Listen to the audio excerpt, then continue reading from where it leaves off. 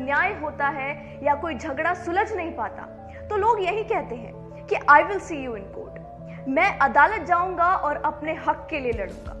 क्या आपने ये कभी सोचा है कि एक आम आदमी की नजर में जुडिशियल सिस्टम के लिए कितनी रिस्पेक्ट और कितना विश्वास है? लेकिन सवाल ये है कि जब आप अदालत जाते हो तो क्या आपको इंसाफ इतनी आसानी से मिल जाता है? इस सवाल का जवाब हाँ भी है और ना भी। कुछ लोगों को इंसाफ मिल जाता है और कुछ लोगों को सालों की मशक्कत करने के बाद भी इंसाफ नहीं मिल पाता। हमारे देश में इंसाफ पाने का रास्ता मुश्किल भी होता है और लंबा भी। जिस देश में 4 करोड़ मुकदमे लटके हुए हो वहां पर इंसाफ हमेशा रेड सिग्नल पे खड़ा होता है। ये मुकदमों का ट्रैफिक जैम कब और कैसे खुलेगा, ये एक बहुत बड़ा सवाल है। आज इस वीडियो में हम बात करेंगे इंडियन जुडिशरी सिस्टम के बारे में, क्योंकि कुछ तो है जो ठीक नहीं हो रहा है और बहुत कुछ ऐसा है जिसके बारे में बात करना बहुत जरूरी है। आज मैं आपको कुछ ऐसे फैक्ट्स एंड फिगर्स बताऊंगा जिसे सुनकर आप चौंक जाएंगे। इस समय देश की अदालतों में करीब 4 करोड़ से भी ज्यादा केसेस पेंडिंग हैं। इनमें से 60,000 केसेस सुप्रीम कोर्ट में और 40,000 से भी ज्यादा केसेस हाई कोर्ट में पेंडिंग हैं, जिन पे फैसला आना अभी बाकी है। देश में जजेस की इतनी कमी है कि अगर इंसाफ समय पे मिल जाए तो वो एक रिसर्च का विषय बन जाता है। आपको ये जान के बहुत हैरानी होगी कि हमारे भारत में हर 10 लाख लोगों पे केवल 20 जजेस अवेलेबल हैं, जबकि 1987 में लॉ कमीशन ने ये सिफारिश की थी कि हर 10 लाख लोगों पे 50 जजेस अवेलेबल होने चाहिए। देश भर की अदालतों में जजेस के 5,000 से भी ज्यादा पद खाली पड़े हुए हैं। और इतना ही नहीं, टोटल पेंडिंग केसेस में से 10% केसेस ऐसे हैं जो पिछले 10 से भी ज्यादा सालों से पेंडिंग है। ये आंकड़े बताते हैं कि देश की अदालतें और जजेस मुकदमों के बोझ से दबे हुए हैं। अब हम जानने की कोशिश करते हैं कि बाकी कंट्रीज के क्या हालात हैं और हम अपनी न्याय व्यवस्था को बेहतर कैसे बना सकते हैं। अमेरिका में हर 10 लाख लोगों पर 107 जजेस अवेलेबल है।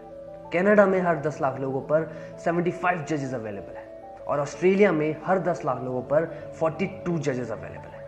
यहाँ पर गौर करने वाली बात यह है कि ये सभी देश ऐसे हैं जहाँ पे भारत से काफी कम जनसंख्या है और कम जनसंख्या होने के बावजूद यहाँ पे जजेस का जो रेशो है भारत से काफी बेहतर है।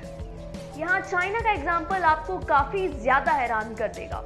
चाइना की पॉपुलेशन भारत से ज्यादा है, लेकिन हैरानी की बात तो ये है कि चाइना में 10 लाख लोगों पे 140 जजेस अवेलेबल है, जो कि भारत के मुकाबले 8 गुना ज्यादा है।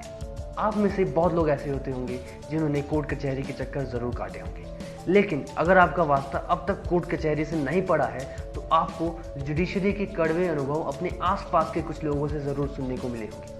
वो आपको जरूर बताते होंगे कि कोर्ट कचहरी के चक्कर में जितना कम पड़ो उतना ही अच्छा है। पर सवाल ये है कि आजादी के 73 सालों बाद भी ये स्थिति क्यों बनी हुई है? काला कोट पहनकर हाथ में कानून की मोटी किताब उठाकर कचहरी में टहलने वाला हर व्यक्ति वकील ही हो, इसकी कोई गारंटी नहीं है। बार काउंसिल ऑफ इंडिया आजकल अलग अलग अदालतों में प्रैक्टिस कर रहे वकीलों को वेरीफाई कर रही है। इस प्रोसेस में बार काउंसिल ऑफ इंडिया ने यह अनुमान लगाया है कि हमारे देश में कम से कम 40% वकील नकली हैं। ऐसे वकीलों में से कुछ वकील फर्जी डिग्रियां प्राप्त करके अदालतों में प्रैक्टिस कर रहे हैं, जबकि कुछ वकील ऐसे हैं जिन्होंने कभी भी किसी भी तरह की लॉ की पढ़ाई की ही नहीं। लेकिन इतना तो जरूर है कि हमारे सिस्टम में बड़े पैमाने पे बेईमानी चल रही है। आपने देखा होगा कि हमारे देश में बहुत से ऐसे वकील हैं जो लोगों को इंसाफ दिलाने की बजाय अपराधियों को ही बचाने में जुट जाते हैं। इसके लिए सबूतों को मिटाया जाता है, गवाहों को खरीदा जाता है और कई बार इस चक्कर में मुकदमों को लटकाया भी जाता है। सालों तक ये मुकदमे चलते रहते हैं और इस बीच जो आम आदमी इंसाफ के लिए कोर्ट में गया होता है वो निराश हो जाता है और अंततः कई बार उसे इंसाफ नहीं भी मिल पाता। यहाँ मैं साफ कर देना चाहती हूँ कि सारे वकील बुरे नहीं होते।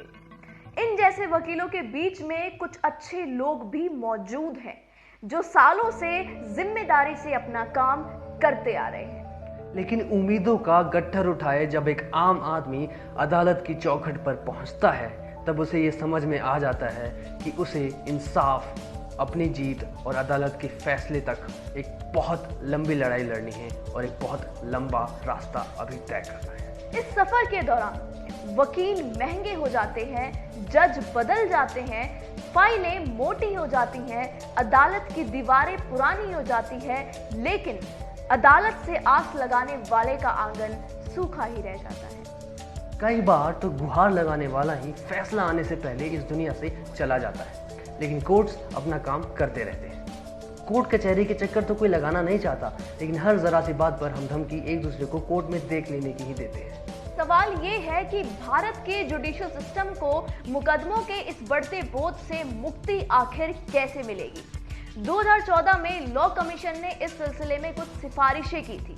तो आइए जानते हैं कि इन सिफारिशों में आखिर ऐसी कौन सी बातें थी।